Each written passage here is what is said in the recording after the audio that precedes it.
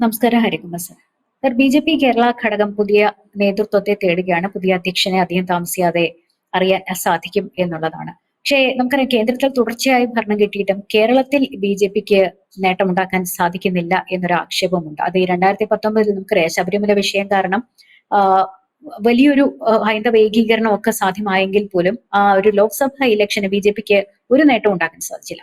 പുതിയ നേതൃത്വം വരുമ്പോൾ എന്തെങ്കിലും മാറ്റം ഉണ്ടാകുമോ? ബി.ജെ.പിക്ക് വലിയൊരു പ്രതീക്ഷ ഉണ്ട്. ഒപ്പം തന്നെ പുതിയ നേതൃത്വം നേരിടേണ്ടി വരുന്ന വെല്ലുവിളികൾ നിലവിലെ സാഹചര്യത്തിൽ എന്തൊക്കെയായിരിക്കും? പുതിയൊരു നേതാവ്, പുതിയൊരു സംസ്ഥാന പ്രസിഡന്റ് വന്നു എന്ന് വെച്ച് അത്ഭുതം നടക്കും എന്ന് കരുതുന്ന ഒരു വ്യക്തിയല്ല ഞാൻ.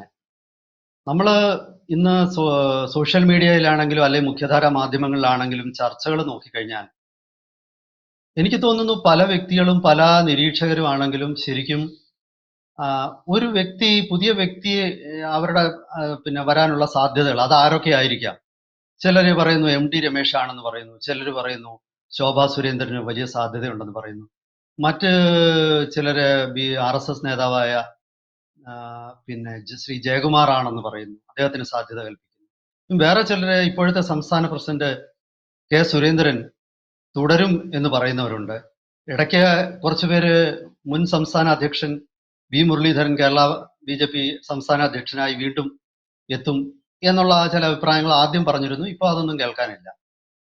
പക്ഷെ എനിക്ക് തോന്നുന്നത് ഒരു വ്യക്തി BJP സംസ്ഥാന പ്രസിഡന്റായ ഒരു വ്യക്തിക്ക് BJPയുടെ ഭാഗ്യനിർഭാഗ്യങ്ങൾ കേരളത്തിൽ മാറ്റിമറിക്കാൻ കഴിയും എന്നുള്ളത് അതൊരു തെറ്റിദ്ധാരണയാണെന്നാണ് എനിക്ക് തോന്നുന്നത്. ഈ ചർച്ചകളിൽ പലരും, ഞാൻ ഈ ചർച്ചയൊക്കെ കാണുമ്പോൾ ഓർത്തു പോകുന്നത് വൈലോപ്പള്ളി ശ്രീധരമേനോന്റെ ഒരു പഴയ കവിതയുണ്ട്.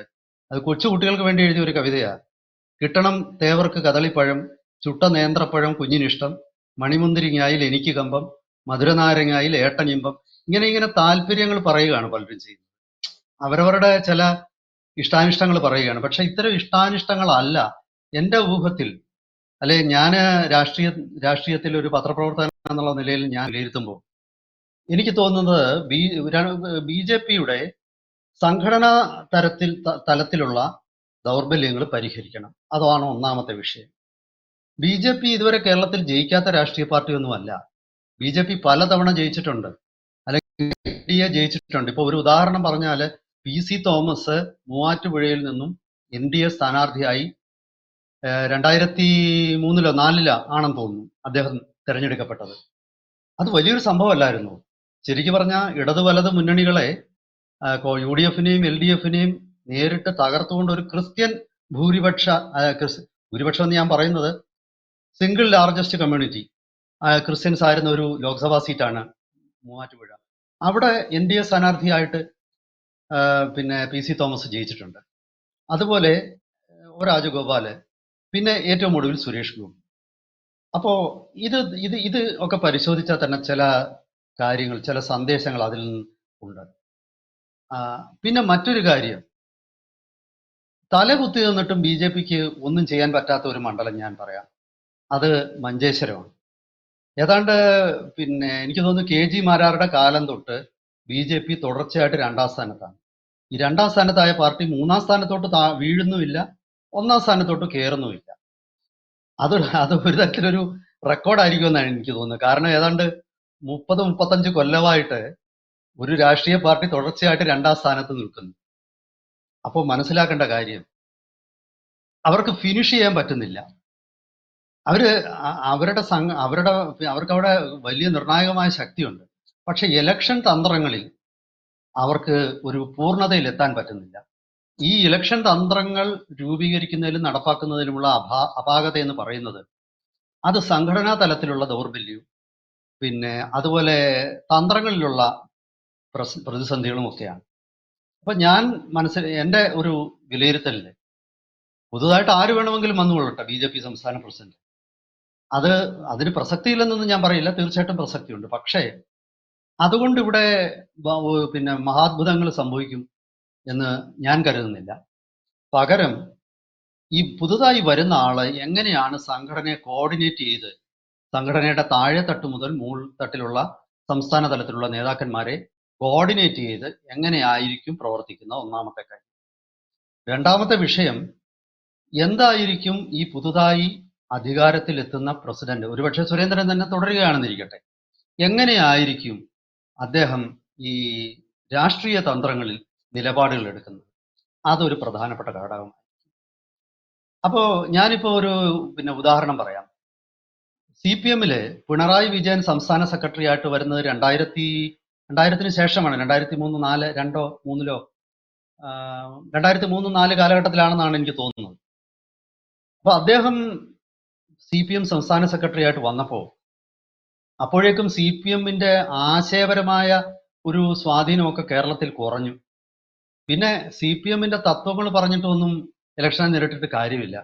അപ്പോൾ ശ്രീ പിണറായി വിജയൻ ചെയ്തത് ഈ മുസ്ലിം വിഭാഗത്തിലെ വോട്ട് അദ്ദേഹം, പ്രത്യേകിച്ച് മുസ്ലിം തീവ്രവാദ വിഭാഗങ്ങളിൽ, ഇത് എത്രമാത്രം ശരിയായ തന്ത്രമാണോ അതിലേക്കൊന്നും ഞാൻ കിടക്കുന്നില്ല. പക്ഷേ അങ്ങനെ ഒരു പുതിയ വിഭാഗത്തിന്റെ വോട്ട് കൊണ്ടുവന്ന് പാർട്ടിക്ക് സംഭവിച്ച ആശയപരമായി സംഭവിച്ചിട്ടുള്ള ഇടിവ്, ആശയപരമായ അടിത്തറയിലെ പ്രതിസന്ധികൾ, അല്ലെങ്കിൽ പരമ്പരാഗതമായി വോട്ട് ചെയ്യുന്നവരുടെ ഒരു വോട്ട് ബേസിൽ നിന്ന് സംഭവിച്ച ചോർച്ച, ഇതൊക്കെ അവിടെ പരിഹരിക്കപ്പെട്ടു. അധികാരം പിടിച്ചെടുത്തു. വീണ്ടും അങ്ങനെയല്ലേ തുടർച്ചയായിട്ട് രണ്ട് തവണ അധികാരത്തിലെത്തി. അതില് ഞാൻ വിലയിരുത്തുന്നത് ഈ മുസ്ലിം വോട്ടിന് വളരെ പ്രധാനപ്പെട്ട ഒരു പങ്കുണ്ടെന്നാണ്. അത് പ്രത്യേകിച്ചും തീവ്ര ഗ്രൂപ്പുകൾ, റാഡിക്കൽ ഇസ്ലാമിസ്റ്റുകൾ, അവരെയൊക്കെ അദ്ദേഹം പിടിച്ചെടുത്തു. ഈ CPM ഇങ്ങനെ പലതവണ ഇത്തരം ആശയങ്ങൾ, ഇപ്പം ഉദാഹരണത്തിന് ഒരിക്കൽ സദാം ഹുസൈനെതിരെ US ആക്രമണം നടത്തുമ്പോൾ അന്ന് കേരളത്തിൽ വരെ അത് ചർച്ചാ വിഷയമായി. ആ ചർച്ചാ വിഷയം വളരെ വിജയകരമായിട്ട് ഇലക്ഷനിൽ വോട്ടാക്കി മാറ്റാനും പറ്റി. അപ്പൊ ഞാൻ പറഞ്ഞത് കേരളത്തിലേക്ക് പറ്റിയ സ്ട്രാറ്റജി എന്താണെന്ന് തിരിച്ചറിയണം. ആ സ്ട്രാറ്റജി രൂപപ്പെടുത്തുകയും ആ സ്ട്രാറ്റജി ഓർഗനൈസേഷൻ സ്ട്രക്ചർ ഉപയോഗിച്ച് ഇംപ്ലിമെന്റ് ചെയ്യുകയും ചെയ്യും. പിന്നീട് മറ്റൊരു വിഷയം എന്ന് പറയുന്നത് മൈക്രോ മാനേജ്മെന്റ് ആണ്. ഇലക്ഷന്റെ താഴെ തട്ടിൽ എങ്ങനെയാണ് ഇലക്ഷൻ ബൂത്തുകൾ, കമ്മിറ്റികൾ മാനേജ് ചെയ്യുന്നതെന്നൊക്കെ ഉള്ളതാണ്. ഈ അവസാന നിമിഷം വോട്ട് മറിക്കുന്നത്, അതുകൊണ്ടാണ് യഥാർത്ഥത്തിൽ മഞ്ചേശ്വരത്ത് BJP പലപ്പോഴും തോറ്റുപോകുന്നത്. ഈ അവസാന നിമിഷം വോട്ട് മറിക്കുന്നതിൽ കോൺഗ്രസിനും CPM-നും വലിയ പരിചയമുണ്ട്. അവർ ചില ജനവിഭാഗങ്ങളെ എങ്ങനെ സ്വാധീനിക്കണം അത് അവർക്ക് കൃത്യമായിട്ട് അറിയാം. അത് അധികൃതവും അനധികൃതവുമായ മാർഗങ്ങളിലൂടെ സ്വാധീനിക്കാനുള്ള പരിചയ സമ്പത്ത് അവർക്കുണ്ട്. ഇത് പലപ്പോഴും ഇത്തരം തന്ത്രങ്ങൾ BJP-ക്ക് അത്ര സ്വായത്തമല്ല. ചിലപ്പോ പഞ്ചായത്ത് ലെവലിലോ വാർഡ് ലെവലിലോ ഒക്കെ BJP അതിൽ വിജയിക്കാറുണ്ടാകാം. പക്ഷേ ഇത്ര വലിയ കേഡർ സ്ട്രെങ്ത് ഉള്ള RSSന്റെ പിന്തുണ ഉണ്ടായിട്ടും ഈ മൈക്രോ ലെവൽ മാനേജ്മെന്റ് താഴെ തട്ടിൽ, ഇപ്പോൾ ഒരു ഉദാഹരണത്തിന്, ഇപ്പോഴൊന്നും CPM-ന് ആ കരുത്തുണ്ടെന്ന് ഞാൻ കരുതുന്നില്ല. പഴയ കാലത്ത് CPM-ന് ഒരു വാർഡിൽ നിന്ന് എത്ര പേര് അവർ വോട്ട് ചെയ്തു, എത്ര പേര് വോട്ട് ചെയ്തില്ല, ഇതൊക്കെ അവർക്ക് വളരെ കൃത്യമായി മനസ്സിലാക്കാനുള്ള ഒരു മെഷീനറി ഉണ്ടായിരുന്നു. ഞാൻ പറഞ്ഞത് ഇലക്ഷനിലേക്ക് അത്രമാത്രം ശ്രമകരമായിട്ടുള്ള കാര്യങ്ങൾ അവിടെ നടക്കുന്നു. ചുമ്മാതെ ഒരു നേതാവ് വന്നിട്ട് അങ്ങ് ഇലക്ഷനെ വിജയിപ്പിക്കുകയൊന്നുമല്ല, അതൊന്നും നടക്കില്ല.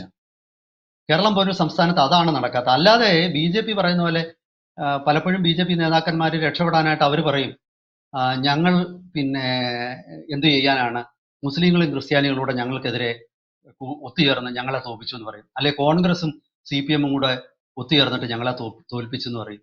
ഈ കോൺഗ്രസും CPM-ഉം കൂടെ ഒത്തുചേർന്നിട്ട് സുരേഷ് ഗോപി ജയിച്ചല്ലോ. അങ്ങനെയുള്ള ചെറിയ ചലനങ്ങളൊന്നും സുരേഷ് ഗോപിയെ തോൽപ്പിക്കാൻ പര്യാപ്തമായില്ലല്ലോ തൃശ്ശൂര്. അല്ലെങ്കിൽ മൂവാറ്റുപുഴ ഈ ക്രിസ്ത്യാനികള് ആ കാലഘട്ടത്തിൽ ഇത്രയും ഒന്നും BJP-യിലേക്ക് വന്നിട്ടില്ല. എന്നിട്ട് പോലും PC തോമസിന് അവിടെ ജയിക്കാൻ പറ്റിയല്ലോ. ശ്രീ O രാജഗോപാലിന് ജയിക്കാൻ പറ്റിയല്ലോ. അപ്പം ഇതിനെയൊക്കെ മറികടന്നിട്ടാണ്, ഇത്തരം ഘടകങ്ങളെ മറികടന്നിട്ട് തന്നെയാണ് എല്ലാ രാഷ്ട്രീയ പാർട്ടികളിലും വിജയം കൈവരിക്കുന്നത്. ഒന്നുകിൽ അതൊരു മാസീവായിട്ടുള്ള ഒരു തരംഗം ഉണ്ടാക്കിയിട്ടാവണം, അതല്ലെങ്കിൽ സൂക്ഷ്മമായ മാനേജ്മെന്റിലൂടെ ആകണം. ഇത് രണ്ടിലൂടെ ജയിക്കാൻ പറ്റുള്ളൂ.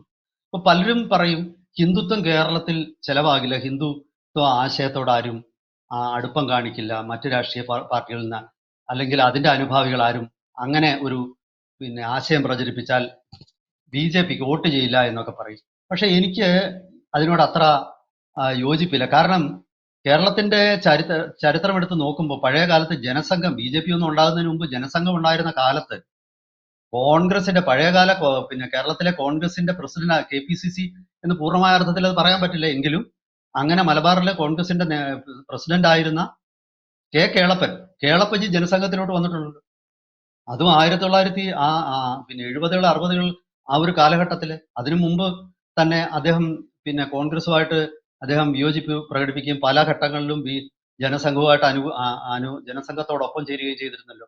അതുപോലെ എം പി മന്മഥനും ആ രീതിയിൽ ആ കാലഘട്ടത്തിൽ തന്നെ പിന്നെ സംഘപരിവാർ പ്രസ്ഥാനങ്ങളിലേക്ക് ആകർഷനായി വന്ന ആളാണ്. പിന്നെ അക്കിത്തത്തിനെ പോലുള്ള ആൾക്കാർ, അവരൊക്കെ ഇടതുപക്ഷക്കാരായിരുന്നല്ലോ. അവരൊക്കെ പിന്നെ ബി ജെ പിയുടെയും സംഘപരിവാർ ആശയങ്ങളോടും ഒപ്പം വന്നല്ലോ. അപ്പം ഹിന്ദുത്വത്തിന് കേരളത്തിൽ അത്ര വലിയ എതിർപ്പുണ്ടെന്നൊന്നും ഞാൻ കരുതുന്നില്ല. ഇതൊക്കെ ഇങ്ങനെയൊക്കെയുള്ള ചില തെറ്റിദ്ധാരണകൾ എൻ്റെ ഊഹത്തിൽ അത് ചില സ്ഥാപിത താല്പര്യക്കാര് പ്രചരിപ്പിക്കുന്നതാണ്. കുറച്ചു മുമ്പ് ലക്ഷ്മിധരൻ എന്നോട് പറഞ്ഞല്ലോ, കേരളത്തിലെ ബി ജെ പിക്ക് ഒരു മുന്നേറ്റം ഉണ്ടായത് ശരിക്കും ശബരിമല പ്രക്ഷോഭത്തിന് തുടർന്നാണ്. അപ്പോ അത് പക്ഷെ ഞാൻ വോട്ടാക്കാൻ സാധിച്ചില്ല. പൂർണ്ണമായിട്ട് സാധിച്ചില്ല. പക്ഷെ അവിടെയും വോട്ടായി. കാരണം എന്ന് വെച്ചാൽ പത്തനംതിട്ട മണ്ഡലത്തിൽ ആദ്യമായിട്ടാണ് ഈ പറയുന്ന സുരേന്ദ്രൻ അവിടെ നിന്നപ്പോൾ 2,90,000 വോട്ട് കിട്ടി. സുരേന്ദ്രൻ അവിടെ കോന്നിയിൽ നിന്നപ്പോൾ വലിയ വോട്ട് പിടിച്ചു. അതിനു മുമ്പ് അവിടെയൊന്നും ആ രീതിയിലുള്ള വോട്ട് ലഭിച്ചിരുന്നില്ല. ആ പല മണ്ഡലങ്ങളിലും അത് വ്യക്തമായിരുന്നു. വോട്ടിൽ നിർണായകമായ വർധനമുണ്ടായി. പക്ഷേ വിജയിക്കാൻ ആവശ്യമായ വോട്ടിലേക്ക് അത് എത്തിയില്ല. അത് ശരിയാണ്. ഞാൻ പറഞ്ഞു വരുന്നത്, ഈ ഒരു സാഹചര്യങ്ങളിലൊക്കെ ബി ജെ പി ഒരു വ്യക്തിയുടെ മാറ്റം കൊണ്ടൊന്നും മലമറിക്കുമെന്നൊന്നും ആരും വിചാരിക്കണ്ട. അത് XYZ ആരായാലും ശരി, അതില് പിന്നെ അവർക്ക് പരിമിതികളുണ്ടാവും. പക്ഷേ ഇവിടെ വേണ്ടത് മൊത്തത്തിലുള്ളൊരു മാറ്റമാണ്. ഒരുപക്ഷെ ബി ജെ പി വിജയിക്കുന്ന സംസ്ഥാനങ്ങളിലൊക്കെ നോക്കുമ്പോൾ പുറത്തു നിന്നുള്ള ഫ്രഷ് ആൾക്കാർ വന്നിട്ട്, ഇപ്പം ആസാമിൽ നോക്കിയ ഹൈമന്ത ബിശ്വാസ് ശർമ്മ, അതുപോലൊരു നേതാവിനെ ഇപ്പം നമുക്ക് ബി ജെ പിയിൽ എടുക്കാനില്ല. അതുപോലെ ഒരുപാട് ഉദാഹരണങ്ങളുണ്ട്. ഇപ്പം തമിഴ്നാട്ടിലെ അണ്ണാമല, പിന്നെ ഇത്തരത്തിലുള്ള നേതാക്കന്മാർ ഒന്നുകിൽ പുറത്തുനിന്ന് വരിക, അപ്പോൾ അവർ ഫ്രഷ് തോട്ട് കൊണ്ടുവരും. അതല്ലെങ്കിൽ സംഘടനയ്ക്കുള്ളിൽ തന്നെ ആൾക്കാർ വന്നിട്ട് അവർ പുതിയ ഒരു ചിന്താധാര, പുതിയൊരു പ്രവർത്തന ശൈലി, സംഘടനയുടെ അപ്രോച്ച് മാറുക, സംഘടന ശക്തിപ്പെടുത്തുക. ഈ രീതിയിൽ ബി ജെ പിക്ക് മുന്നോട്ട് പോകാം. പുതിയ നേതാവിന് അത് കഴിയട്ടെ എന്ന് ആശംസിക്കുന്നു. ഇതാണ് എനിക്ക് തോന്നുന്നത്. കൂടുതൽ വാർത്തകളും വിശേഷങ്ങളും നിങ്ങളിലേക്ക് എത്താൻ ABC മലയാളം സബ്സ്ക്രൈബ് ചെയ്യുക, ബെൽബട്ടനും അമർത്തുക.